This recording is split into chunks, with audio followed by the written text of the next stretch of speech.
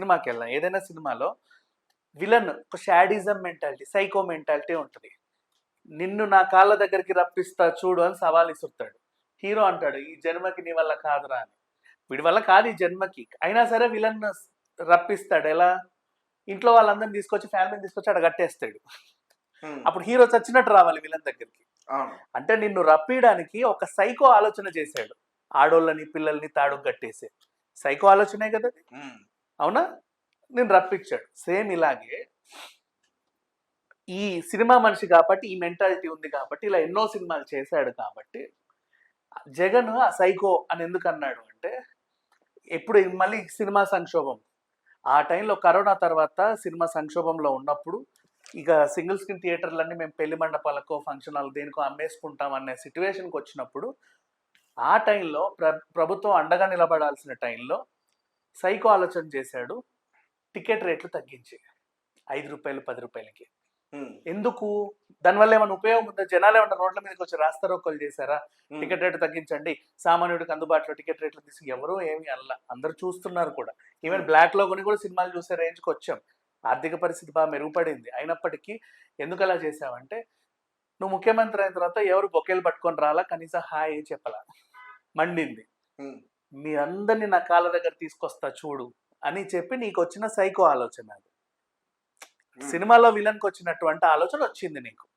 అంటే దానివల్ల విలన్ ఆలోచనలు ఎందుకు అంటున్నాము అంటే, సైకో ఆలోచనలు ఎందుకు అంటున్నాము అంటే, మంచి ఆలోచనగా నేను రప్పించుకోవడానికి ఆలోచన చేయడంలో తప్పేముంది అనొచ్చు. దానివల్ల ఎంత ఇబ్బంది పడుతుంది ఒక ఎకానమీ, సినిమాకి సంబంధించిన ఎకానమీ. చాలా మంది ప్రొడ్యూసర్లు ఇంకా మేము సినిమాలు తీయమనే రేంజ్కి సింగిల్ స్క్రీన్ థియేటర్లని కొద్ది గొప్ప, ఇప్పుడు 5 కోట్లు పెడితే రెనోవేషన్ చేయించుకునేవాడు 2 కోట్లు ఇచ్చిన చాలా థియేటర్ అమ్మేస్తా అనే స్థాయికి వచ్చాడు. అది కదా సంక్షోభం అంటే. అంటే ఇలాంటి ఆలోచన చేశాడు జగన్ మీరందరూ రప్పించుకోవడానికి. అప్పుడు మీరందరు, ఆయన రప్పించుకున్నాడు కాబట్టి మీరందరూ వెళ్ళారు, ప్లీజ్ అండి బాబు తగ్గించండి, పెంచండి, మీరు తగ్గించిన రేట్లని మీరు వెళ్ళారు.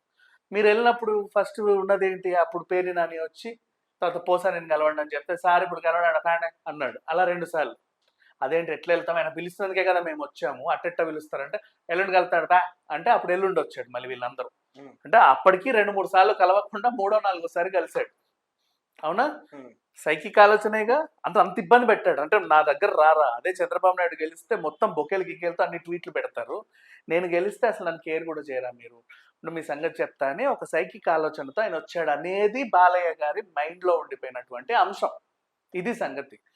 సో ఆ సంఘటన గురించి ఒక ఆయన లేచి మాట్లాడుతుంటే అప్పటికప్పుడు ఏంటిది నేను అంటే ఆ టైంలో అంత అనర్గలంగా ఎందుకు మాట్లాడుతుంటే, అప్పుడే అఖండ 1 రిలీజ్ అయింది, టికెట్ రేట్ తగ్గించడం బాలకృష్ణ గారు. సో ఆ సంక్షోభం ఏంటనేది ఆయన కల్లారా చూశాడు, అనుభవించాడు కాబట్టి, ఆ పెయిన్ పడ్డాడు కాబట్టి, దానికి ఆ సిచ్యువేషన్ సంబంధించి ఎవరో ఏదో మాట్లాడుతుంటే అసలు అదేంటో ఎవడు కూడా ఆ సైకోగాడు అట్లా చేసినందుకు ఎవడు పోలా అని మాట్లాడాడు. దీన్ని అందరూ విశ్లేషిస్తున్నారు, కానీ అక్కడ జరిగింది ఏం లేదు. చాలా సింపుల్ గా సైకో ఆలోచనలతో ఇలా చేస్తే, ఆయన రప్పించుకున్నాడు కాబట్టి మీరు వెళ్ళారు. మేము వస్తున్నామంటే ఆయన రెడ్ కార్పెట్ పరిచి రెండు అలా ఆలోచన చేసి, ఇప్పుడు మీరు అందరూ ఎందుకు వెళ్ళారు కట్టుకొని?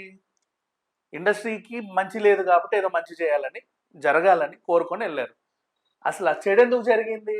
కావాలని చేశాడు కాబట్టి. ఎందుకు చేశాడు? మీరు రావాలి కాబట్టి. సో ఎవడు ఇక్కడ ఈయన కాంటెక్స్ట్ ఏంటంటే, అప్పుడు పలానా మనిషి వెళ్ళగానే జగన్ గారు ఆయన చూసి, అబ్బాబా పలానా మనిషి గారు మీరు వచ్చినందుకు మాకు ఎంత సంతోషమో, మీరు ఏది చెబితే చూడండి బ్లాంక్ పేపర్ల మీద సంతకాలు పెట్టేసిన, మీకు నచ్చింది చేసుకోండి అని ఇచ్చేసాడు. అంత గొప్ప పని సాధించిన గొప్ప వ్యక్తి అని ఆయన ఒక వ్యక్తి గురించి చెప్పాడు. ఆ బాలయ్య ఏమన్నాడంటే, ఎవడు పోలా, ఎవడు ఏమి చేయాల, ఆయన రప్పించుకున్నాడు కాబట్టి వీళ్ళు వెళ్ళాల్సి వచ్చింది. ఇది కాంటెక్స్ట్ అంతే. దీంట్లో ఎవ్వరు ఎవరిని ఉద్దేశించి వాళ్ళ క్యారెక్టర్లకు ఇంపార్టెన్స్ ఇచ్చుకొని, వాళ్ళకే ఏదో తిట్లు అందినట్టుగా మళ్ళీ లేఖలు రాసుకొని అనవసరంగా అందులో చిరంజీవి గారే కదా. ఎవరు రాసినా ఎవరైనా సరే, నేను బాలయ్య గారి కాంటెక్స్ట్ చెప్పదలుచుకున్నా, ఇంకా ఎవరు హర్ట్ అయ్యారని నాకు అనవసరం. సో అంటే వాళ్ళ మీదకి అది తెచ్చుకొని మరి బాధపడి ఇంకేదో చేసి నథింగ్ లైక్ దట్, జీరో. ఇది కందులు దుర్గేష్ గారిని కూడా ఆయన చూపిస్తూ కూడా ఒక మాట అన్నాడు. ఏమన్నాడు? 9వ పేరు రాశారు, నా పేరు 1 2 3 4 5 9లో రాశారు. 9లో రాశారంటే 8 7 6 5 4 3 2 1 నన్ను మించిన వాళ్ళు ఎవరో ఉండాలి. నువ్వు ఎవరెవరెవరో పేర్లు అక్కడ పైన రాసేసి నన్ను నెంబర్ 9 రాసావేంటి? అసలు ఏమనుకో సినిమాకి సంబంధించి మాట్లాడగల అర్హత, ఆ అనుభవం అండ్ ఆ బాధ్యత నాకు కాకపోతే ఇంకెవరికి ఎక్కువ ఉంది ఆ పైన ఉన్న పేర్లకి అని ఆయన అడిగిన సూటి ప్రశ్న అది. ఇప్పుడు ఎక్కడైనా సరే వాళ్ళు ఏదో ప్రోటోకాల్ పాటిస్తూ ఉంటారు ప్రభుత్వానికి సంబంధించి, కానీ ఇంపార్టెన్స్ అనేది ఎవరికి ఉంది, ఎవరి మాటకి వాల్యూ ఉందనే వాళ్ళని పైన పెట్టాలి. కనీసం కొంచెం టాప్లో అన్న లిస్టింగ్ ఇచ్చుకోవాలి.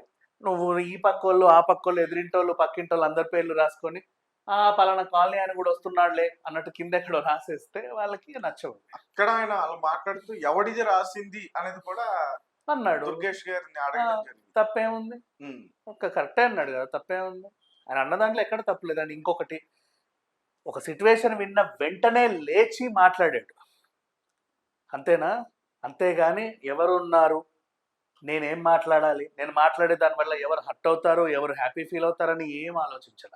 ఆ అంశం చెప్పిన తర్వాత కూడా స్పీకర్ గారు నా పని అయిపోయినా కూర్చుంటాడు. మధ్యలో చెయ్యెత్తి చెప్పాల్సింది చెప్పి కూర్చున్నాడు. స్పీకర్ గారు కూడా ఈజ్ ఎంజాయింగ్ వాట్, అంటే నిజమే కదా జరిగింది అన్నట్లు ఆయన మొహంలో ఉంది. ఆయనకి ఏమనిపించాల చూడండి ఒకసారి స్పీకర్ గారి ఫేస్. అంతే. మరి స్పీకర్ గారికే అది సమ్మతమైనప్పుడు వీళ్ళందరూ కొట్టుకు చావడం వల్ల ఉపయోగం ఏముంది? కొట్టుకు చావండి, ఎవరికి నచ్చినట్టు వాళ్ళు కొట్టుకు చావండి, నష్టం ఏం లేదు. బాలయ్య గారు అయితే ఎవరిని హట్ చేయాలని అల్లా, ఆయన సినిమా మనిషి కాబట్టి సినిమాటిక్ గా చెప్పాడు. అంటే మిమ్మల్ని, మీరు నా దగ్గర రావట్లేదు, ఏదో ఒకటి చేసి మిమ్మల్ని రప్పిస్తా చూడు అన్నట్టు ఒకటి చేసి మిమ్మల్ని రప్పించాడు. ఏదైతే చేసావో వీళ్ళు రావడానికి, వీళ్ళు వచ్చారు కానీ దానివల్ల నష్టపోయింది మా పరిశ్రమ, ఆ నొప్పి మాది అని ఒక బాధ్యతగా మాట్లాడాడు. దీంట్లో అనవసరంగా ఎవరెవరు వాళ్ళ మీద అపోయించుకొని ఫీల్ అవి చచ్చిపోవాల్సిన అవసరం ఏం లేదు. Right, thank you so much.